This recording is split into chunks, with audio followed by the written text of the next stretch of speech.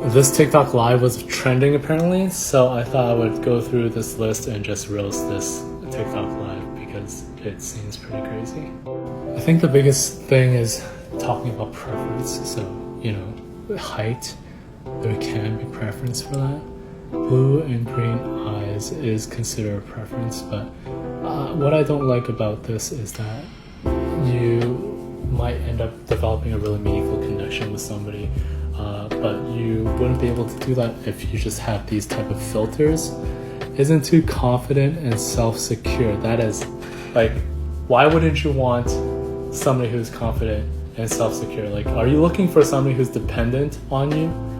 Because that would seem a bit predatory. Willingly will cook. Okay, somebody who's talented. No male friends. That's huge. Like, I don't think that's a good thing that the person you're dating doesn't have any male friends. It actually speaks a lot. And if they all have female friends, like, there's no balance in that sense. Will not talk back during disagreements. Jeez.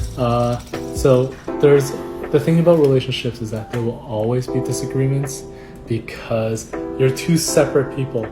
If even twins have arguments. So if there are no disagreements between you and this person, that just means that they don't even have a personality. Okay, 18 and above, makes sense. Will give me 5 sons. No idea where that is from. Like, well, I mean, to demand anything like that, I think it's pretty, that's pretty awful. Like, having children is a discussion. You can never demand something like that, especially if they're the ones who are putting their bodies through the process of childbirth. And to have 5, like, where does that number even come from? Good relationship with your dad. That's unusually specific. No smoking or vaping. I think that's a fair preference. Wears sensible clothes. Policing a person's clothes. I think that's also up for discussion. Sensible. I mean, I'll probably run away from this for sure when I see this. Doesn't have any celebrity crushes. Yo, what is life without fantasy or celebrity crushes? Like, and what, just because it's Chris Brown, it shouldn't work? Will dress as the way I tell her. Dressing and fashion is a freedom of creative expression. I think that if it's a respectable aspect, there might be a reason why. But this is way too forceful. No tattoos. That's preference. Will dye her hair, nails the color of my liking. That is also pretty specific. It just seems weird that you're trying to force somebody else's body autonomy onto you. I think that it doesn't post herself on social media. Okay, is this a double standard? Do you have no past trauma or unhealing? That is brutal. I mean, everybody struggles with their own demons.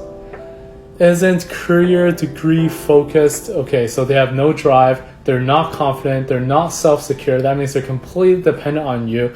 But you also want them to give you 5 sons. They will not talk back to you during disagreements, which means that they're completely docile. They don't have any dreams or aspirations. Doesn't go to concerts or festivals. What is life without music? Doesn't go to the gym. Okay. Can follow. Okay, so does workouts at home. Doesn't go to the gym. I feel like this is just, I mean, there's red flags everywhere. But this is almost like this person has gone through their own trauma with whatever relationship they've done before. And so they don't let their girlfriend go to the gym. But they still want them to be fit. Wow.